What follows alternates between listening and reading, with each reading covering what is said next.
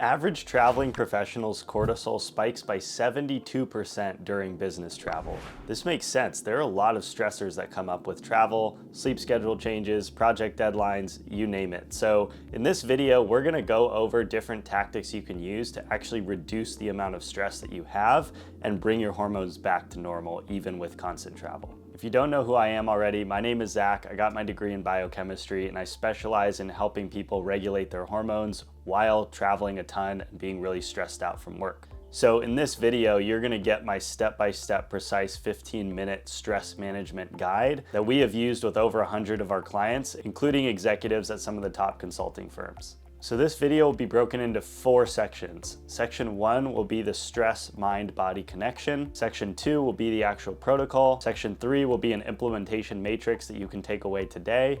And section 4 will go over our hormone optimization strategy. So let's start with the stress body connection. Now, why is it even so important to even work on lowering cortisol levels? I mean, a lot of people come to me and tell me like, look, Zach, stress is just part of my job, right? And the reality is that is going to stay, right? However, the problem is long-term stress exposure, right? So it's fine to get a quick boost of cortisol and a quick stressor, you know, like, oh, I'm about to go give a presentation. Cool, quick boost of cortisol, some adrenaline, gets me ready to go, right? That's fine. The problem is staying in that elevated state for extended periods of time. Our bodies weren't meant to do that, right? The stress response that we have, if you think about it evolutionarily, came from when we were hunter-gatherers and we would get a big spike when we would see a lion, and then once that lion went away or we ran away, that stress came down back to baseline, right? But unfortunately in today's society, especially as a traveling busy executive, there's so many stressors just hitting you day after day from all the different angles that it leaves you in this state of constant stress. And what does that actually impact on your body? It starts to disrupt your metabolism, all your hormones. You start to store more fat. You start to feel more fatigued. Even when you get a good night's sleep, you wake up feeling exhausted. These are all the impacts of having too much cortisol in your body for extended periods of time. That leads us to section 2, which is the actual 15-minute protocol we use with our clients to help them reduce their stress levels. So we want to start off with quick 5 minutes of breath work. What we're doing with this breath work is we're actually taking the body from the sympathetic fight or flight feeling into the parasympathetic rest and relaxation. The breath is a great way to trigger this because actually what we can do as we start to ground into the breath and do a couple different breathwork techniques that I'll show you in a second, you can actually bring your heart rate down. And once your heart rate starts to slow, that tells the rest of your body that everything is okay, that you are calm, and then you are able to, over time, bring your hormones back into check. So a couple different breathwork techniques that I love. Number 1 is called box breathing. So you breathe in for 4 seconds, hold for 4 seconds, breathe out for 4 seconds, hold for 4 seconds. That's a great one. Another great one is a double inhale. So you take a full inhale, then you inhale a little bit more, and then you take a long 8-second exhale. So both of these are great for 2 reasons. Number 1 is when you're breathing, you actually want to breathe into your diaphragm, so into your belly. What that's going to allow you to do is trigger, again, the parasympathetic nervous system, right? If you breathe into your chest, it stays in that fight or flight zone. You'll notice typically when you're running or doing something like that, you naturally breathe into your chest, right? When we are relaxed, we breathe into our diaphragms, which feels like breathing into our stomach essentially. The second piece is when you take full inhales and actually expand your lungs fully, this will help you feel more energized. And when you do a slow exhale, that movement is what actually will slow your heart rate down. So after you've done 5 minutes of a breath work of your choice, the second 5 minutes is going to be on what's called progressive muscle relaxation. So what I want you to do in progressive muscle relaxation is tense up a body part and then relax it, and then tense it up and relax it. Do this 2 to 3 times for each muscle group. So you could start, with like your shoulders, then your arms, right? Then go down to your abdomen, to your back, to your glutes, to your quads, to your hamstrings, to your calves.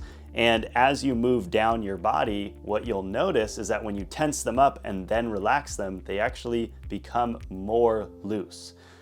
This is also a great thing to do if you're stuck on an airplane or sitting for long periods of time. It's a great way to help your body relax. The last 5 minutes of this 15-minute session is going to be focused on cognitive reframing. So what we want to do is, if there are any thoughts that are coming up that are really stressing you out, to name them, label them, and then start to flip them into positives, right? So let's say there's a really, nagging coworker, right? That's like really annoying you, and that's causing you a lot of stress, right? So first off, name like, okay, this coworker or their behavior is annoying me. Then from there, we want to flip it and say, how is this actually benefiting me, right? Okay, well, if I'm dealing with an annoying coworker and I learn how to navigate it here, the next time this comes up, which inevitably it will, I now am better prepared to handle that. Another thing you can do is, like, if I'm not in a leadership position yet, but I'm climbing up there, and this is somebody who's really bothering me, pissing me off, when I'm in that leadership position, I will know better how to navigate a person like this. All right, let's go into section 3 now, which is the actual implementation matrix. So when you're doing this stress reduction protocol, you have a couple different choices of when you want to do it, how you want to do it. One option is first thing in the morning. Another option would be at a lunch break. Third option would be at night before bed. It kind of depends on you. I would test out the different rhythms and see what works best. The second thing is noticing when you have a trigger event that's leading to a big spike in cortisol, because a lot of times, at least for me, I don't even notice when I'm fully stressed in the moment. And then until all of a sudden there's like this moment where dang, I'm really stressed right now, right? And so one thing that I have found is very effective for me in being able to sense when I'm stressed is actually if my abdomen is tight. Now, the reason that our abdomens tighten when we are stressed is because a lot of our vital organs are beneath our abdominal tissue. And so again, if you think about it, we have the same bodies we did thousands of years ago when we were hunter-gatherers. And so if we were in physical danger, what would our bodies do? They would tense up specifically in the abdominal region, because then if anything were to hit us or come at us, those muscles would theoretically protect the vital organs. So what I like to do is I like to check in on my abdomen. If it's very tensed up and tight, that typically will tell me that I'm holding on to some sort of stress, meaning I should do this stress protocol. All right, finally, section 4 is on hormone optimization. Now, with cortisol, or really any hormone in general, the best thing that we can actually do to regulate this is sleep. And so the more consistently we can get 7 to 8 hours of sleep a night, wake up and go to bed at about the same time consistently, the more regulated our hormone function. The second thing we can do is, of course, the way that we manage stress and actually do different things that bring our stress down, like box breathing. Regular exercise is also great because it releases a lot of endorphins, resets our hormones. And finally is nutrition. If you have the right balance of macronutrients, proteins, fats, carbs, that will also help tremendously. If you want the full training for exactly how to do all of those different pieces together, which is what we do in our program, you can click the link below. It will take you to that video, which will break down how to do all of those pieces. But with that being said, that wraps up this video. I hope this was helpful. I hope you got some key takeaways. Hit the thumbs up button to let me know if you liked this type of video, and I will see you in the next one. Peace.